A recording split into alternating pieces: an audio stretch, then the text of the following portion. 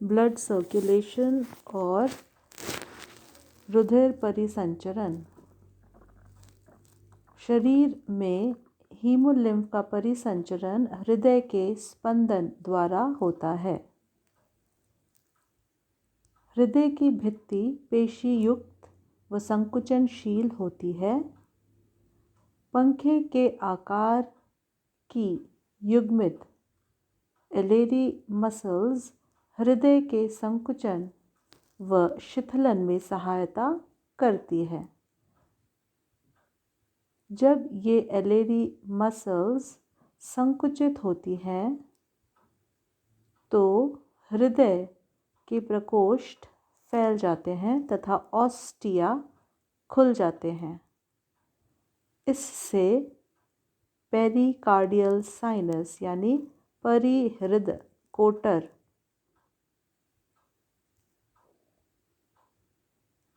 में भरा हीमोलिम्फ हृदय प्रकोष्ठों में भर जाता है।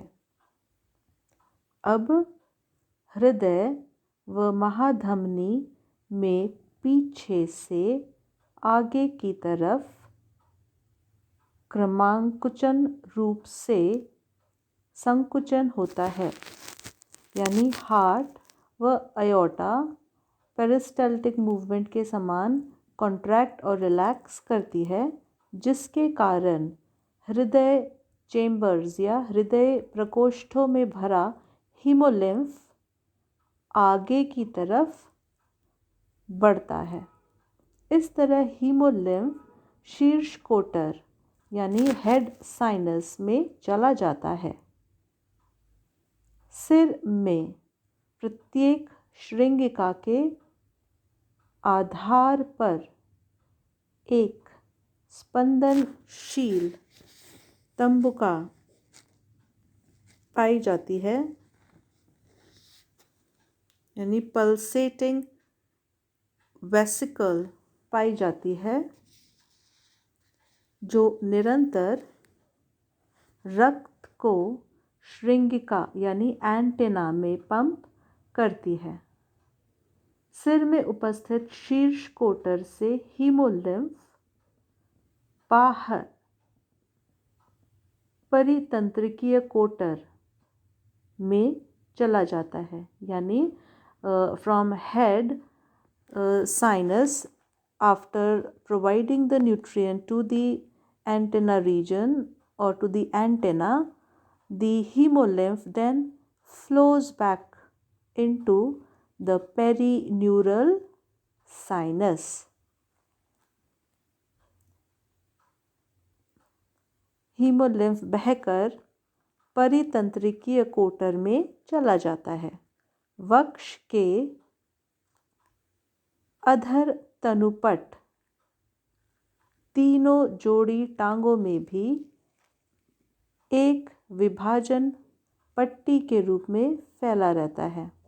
As already discussed that there is a ventral diaphragm present in the ventral region which separates the hemocoel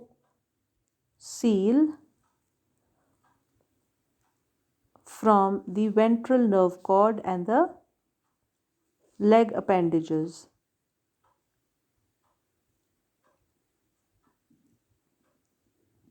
तीनों जोड़ी टांगों में भी एक विभाजन पट्टी के रूप में अधर तनुपट फैला रहता है, जिसमें प्रत्येक पद का एक ओर का भाग परितंत्रिकीय कोटर से व दूसरा भाग परिआंतरांग कोटर से जुड़ा रहता है। अतः वक्ष भाग में परितंत्रिकीय कोटर से हीमोलिम्फ बहकर परिआंतराग कोटर में आ जाता है। उदर भाग में परितंत्रिकीय कोटर से हीमोलिम्फ छिद्र युक्त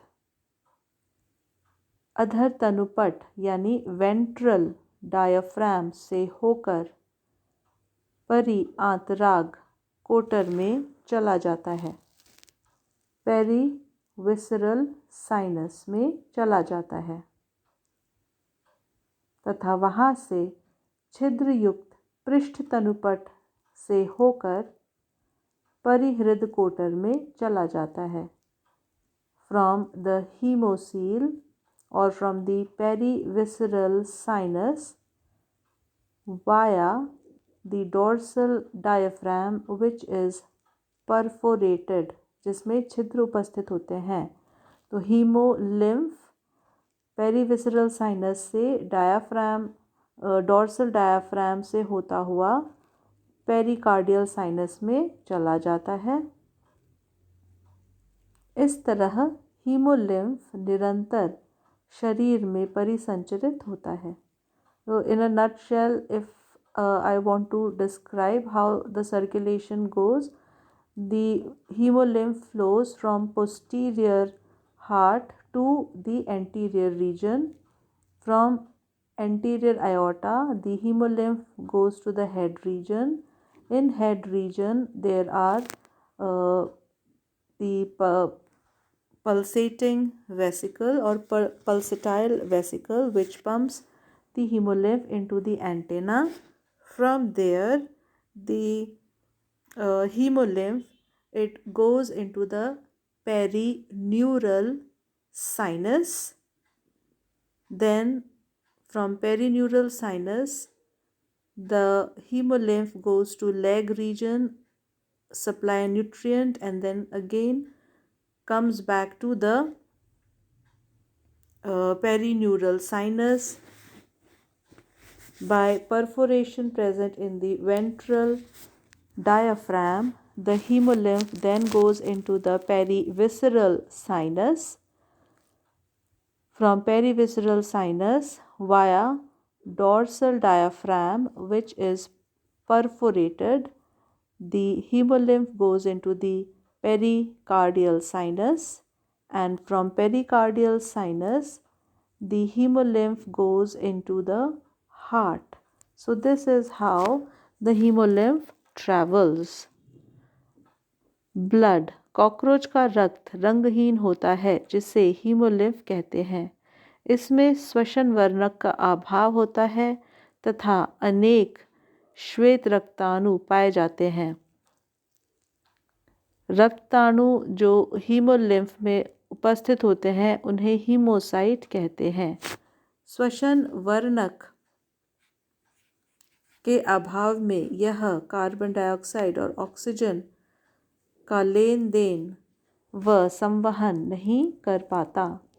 इसके रंगहीन प्लाज्मा में 70% जल तथा शेष भाग में अमीनो एसिड, यूरिक एसिड, कुछ मात्रा में पोटेशियम, सोडियम, कैल्शियम, मैग्नीशियम आदि के लवण, फैट यानी वसाएं, शर्करा एवं प्रोटीन्स पाए जाते हैं। यह साइनस के विभिन्न भागों के बीच इन्हीं पदार्थों का संवहन करता है। रक्त में पाए जाने वाली कणिकाएं हीमोसाइट कहलाती हैं। ये प्लाज्मा में स्वतंत्र रूप से विचरण करती हैं तथा जीवाणु आदि का भक्षण कर शरीर को जीवाणु से मुक्त रखती हैं।